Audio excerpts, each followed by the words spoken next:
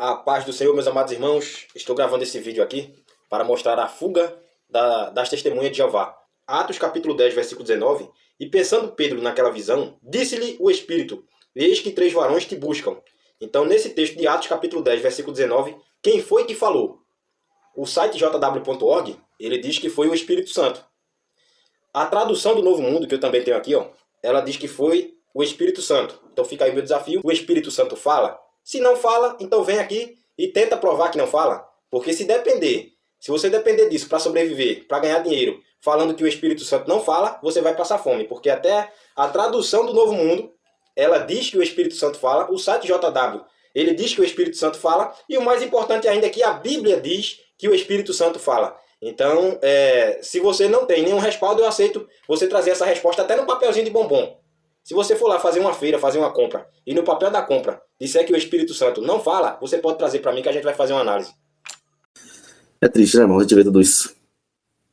Olá a todos, este é mais um desafio contra os cristãos testemunhas de Jeová. O Espírito Santo fala, então o Espírito Santo é uma pessoa. Eu tenho aqui um recorte com 7 passagens bíblicas que fala que o Espírito Santo, ele ajuda. Romanos 8:26, ele guia. Romanos 8:4, ele fala. Atos 8:29, 13 e 2, ele convence. João 16, de 8 a 11, ele conforta. João 14:16, ele testifica. João 15:26, e ele ama. Romanos 15 e 30. Primeiro, o que significa Espírito Santo? Mateus 7:11, na versão fácil de ler, diz que: ora, se até mesmo vocês, que são maus, sabem dar coisas boas aos seus filhos, quanto mais o Pai que está no céu dará coisas boas a quem lhe pedir. Já se perguntou o que é esta coisa boa, este bem ou presente que o Pai concede?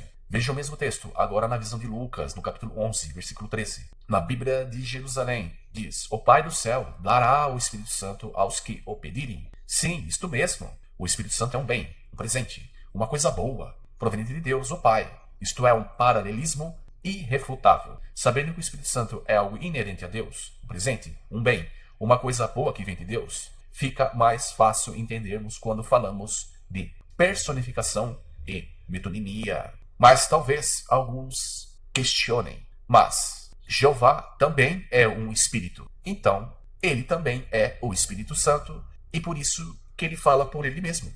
Mas vejam bem, no dogma trinitário, que não é uma doutrina cristã, o Espírito Santo não é a primeira pessoa, que é o Pai. É a terceira pessoa. O Espírito Santo será o Pai somente no unicismo, enquanto se manifesta como a pessoa do Pai na sua terceira função.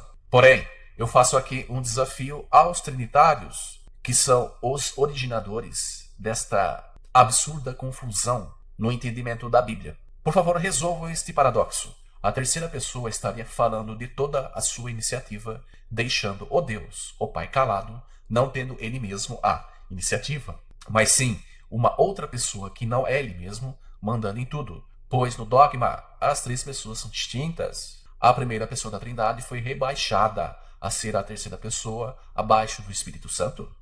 Como exemplo, eu tenho aqui o testemunho de Uriah Smith, que foi o autor, ministro, educador e teólogo da Igreja Adventista do Sétimo Dia. Ele mostra como nos primórdios da Igreja Adventista, que os próprios adventistas, eles não criam que o Espírito Santo era uma pessoa. Uriah Smith disse: mas, com respeito ao Espírito, a Bíblia usa expressões que não podem se harmonizar com a ideia que é uma pessoa igual ao Pai e ao Filho. Ao contrário, mostra que é uma divina influência de ambos, o meio pelo qual se fazem representar e pelo qual se manifesta o poder através de todo o universo, quando não estão pessoalmente presentes. É do seu livro In the Question Chair, na página 664. O que podemos notar aqui é que o Espírito Santo não é uma pessoa vinda do Pai e do Filho. É uma influência que representa-os, que é manifestado através de um poder por todo o universo físico, quando o Pai e o Filho não estão presentes. Isto é, o Pai e o Filho, eles não são onipresentes. Eles estão no céu.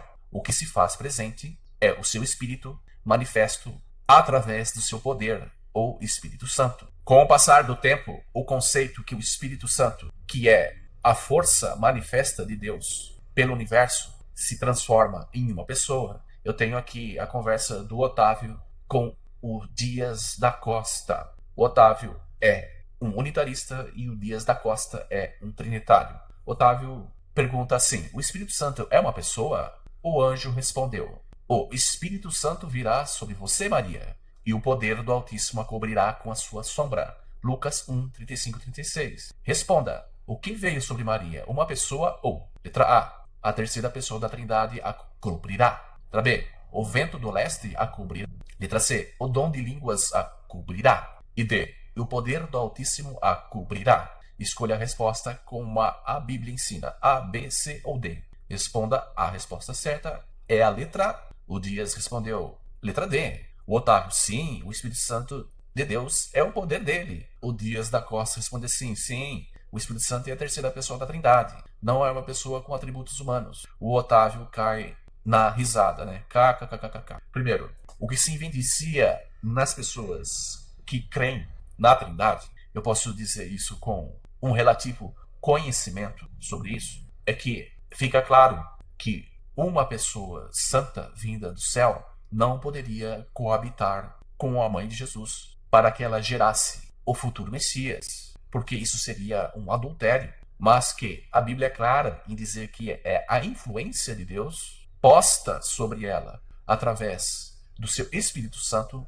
como uma forma de energia em atividade que fez Maria conceber uma criança. A palavra ruach descreve o ar em movimento. Primeiramente, é importante entender que os antigos semitas viam a ideia de espírito, no hebraico ruach, como uma espécie de empurrão ou um estímulo numa determinada direção. Sendo assim, Espírito Santo significa literalmente sopro de separação. Ou seja, aquele que possui o Ruach HaKodesh é separado dos demais e é inclinado a seguir os caminhos prescritos por Deus. Para a Bíblia hebraica, o Espírito Santo não é uma pessoa nem uma divindade paralela, e sim uma capacitação que o Eterno te dá para se viver uma vida diferente e separada. No livro Uma História Politicamente Incorreta da Bíblia, de Robert U. Dickinson, na página 61, o Espírito era algo ou alguém. Muitos desses exemplos são facilmente explicados pelo fato de que judeus, no tempo de Jesus, citavam a Bíblia de cor e dificilmente ipsis literis. E mais, muito frequentemente eles recorriam a parafrases em aramaico muito livres do texto em hebraico, conhecidas como Targumim. Palavra em hebraico significa traduções. Por exemplo, uma dessas parafrases em aramaico do século I depois de Cristo, relativa ao Gênesis, inicia-se assim: no começo o Senhor criou os céus e a terra era vazia e desolada, desocupada dos filhos dos homens e livre de qualquer animal, e a escuridão se dava sobre o abismo, e o espírito das compaixões, vindo direto do Senhor, soprou sobre as águas. Então, o que eu pessoalmente entendo sobre esse testemunho, vocês poderão deixar as suas opiniões nos comentários. Não havia muita complicação em entender os textos antigos por parte dos primeiros adoradores de Deus, que no começo o Senhor criou e que este era um Deus formado por uma só pessoa. Eles não acreditavam que senhores ou deuses eram criadores, mas que um único Deus criou e que o Espírito dele não era outra pessoa, pois eles entenderiam que esse Espírito é também um Deus com Deus. Então passaria a ser senhores criadores, e que esse Espírito se manifestou como um sopro, como um vento forte que empurrava as águas. Sabendo agora como o povo da Bíblia entendia o Espírito Santo, que ele não era uma pessoa, mas uma força que se manifestava como um vento no mundo criado. Então, qual é a verdade sobre o Deus Pai? Jeová jamais é intermediário entre uma autoridade superior a ele e os humanos. Pessoas que raciocinam um pouco jamais fariam essa proposição absurda dessa. Neste caso, porém, é justamente o oposto. Aqui, o Espírito Santo é uma metonimia de quem fala e o Espírito.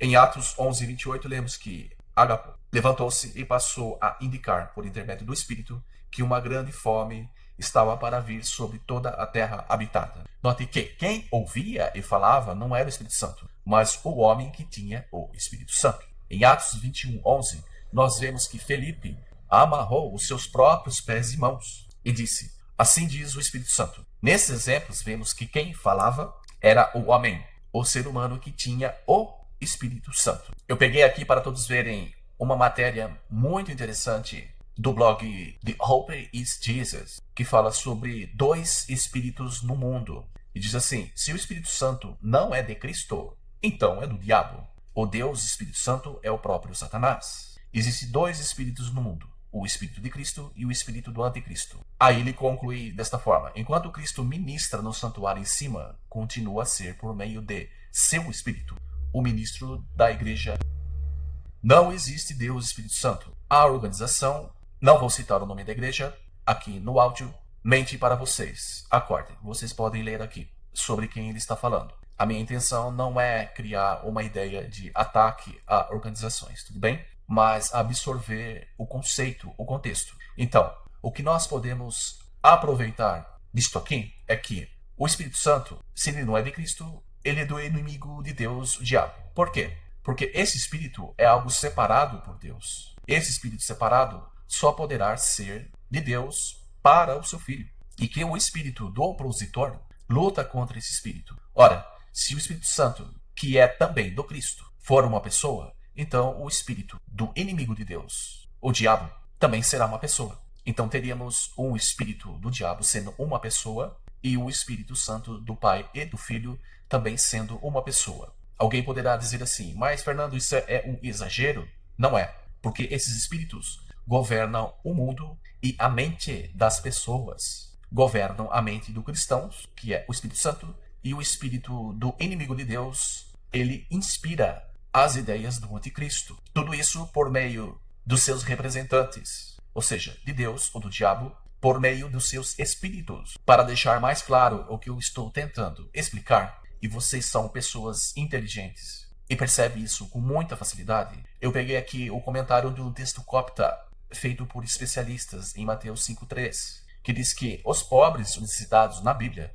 representam aqueles que sabem muito pouco sobre coisas espirituais, mas querem aprender. Espírito representa a nossa mente quando estamos recebendo ideias verdadeiras do Senhor. Ou seja, de forma resumida, esse espírito é a força que motiva a mente da pessoa a se expressar de uma determinada maneira. Aqui vemos exemplos de metonimia do portador pelo instrumento, ou seja, fala-se dos homens que portavam o Espírito Santo como sendo o próprio Espírito Santo. Esse tipo de metonimia é bem comum e ocorre quando empregamos o continente, o que está fora, pelo conteúdo, o que está dentro, ou vice-versa. Exemplo: bebeu só 2 copos e já saiu cambaleando. Neste caso, há um exemplo de metonimia que usa continente, o copo, pelo conteúdo, a bebida. Na verdade, ninguém bebe o copo literalmente, e sim o que há dentro dele. Vemos exemplos disso na Bíblia. Isaías 51:17. Você bebeu a taça. Isaías 51:22. A taça, o cálice do meu furor. Você nunca mais beberá dele. Em Mateus 20:22. Será que podem beber o cálice que eu estou para beber? Foi o Espírito Santo que falou? Não. Portanto, quando João 16:13 diz que o Espírito Santo não falará da sua própria iniciativa, mas falará o que ouvir, está se referindo à pessoa, ao ser humano, que falará o que ouvir. Nesse caso, o Espírito é uma metonimia de quem o porta. A personificação do Espírito prova personalidade. Juízes 8:9 diz: aconteceu uma vez que as árvores foram ungir um rei sobre si. Disseram, pois, a oliveira: reina sobre nós. Mas a oliveira lhes disse: deveria eu renunciar à minha gordura com que se glorifica a Deus e os homens, e deveria ir para oscilar sobre as outras árvores? A personificação, também chamada de prosopopeia, é uma figura de linguagem que consiste em atribuir dotes e qualidades pessoais a algo impessoal. A citação bíblica acima é um exemplo desse recurso literário. Fato: essa figura é bastante comum no dia a dia. Expressões tais como: hoje o dia está triste, quando o céu nublado ou o tempo frio produzem tristeza no ser humano. E esse parafuso não quer entrar, como se o parafuso tivesse vontade própria. São exemplos comuns desse estilo. A Bíblia está repleta de exemplos de personificação ou prosopopeia. segue alguns desses exemplos. A palavra de Jeová foi dizer-lhe, 1 Reis 19:9, meu divã me consolará. Jó 7:13, as próprias colunas do céu estão pasmadas. Jó 26:11, rejubile a campina. Salmos 96:12, o próprio sol sabe muito bem onde se põe. Salmo 104:19, o próprio mar viu e pôs-se em fuga. Salmo 114:3, ele faz prantear a escarpa e a muralha. Lamentação 2:8. A mesma coisa acontece quando fala que o Espírito guia, fala, se entristece, testifica, ama, ajuda, consola, etc. É uma personificação, não é uma pessoa real falando com outra. Uma das perguntas mais feitas sobre se o Espírito Santo é uma pessoa vem de Mateus 28:19-20, que diz, batizando-os em nome do Pai, e do Filho e do Espírito Santo. Então, como o Espírito Santo não é uma pessoa, se somos batizados em nome do Espírito Santo. Veja bem, Espírito Santo não é um nome, mas o que ele representa como uma inspiração, um alento ou sopro separado ou santo da parte de Deus. E Salmos 94:20 diz que pode-se associar-se contigo o trono perverso, que maquina o mal em nome da lei. Vemos também que a lei tem nome?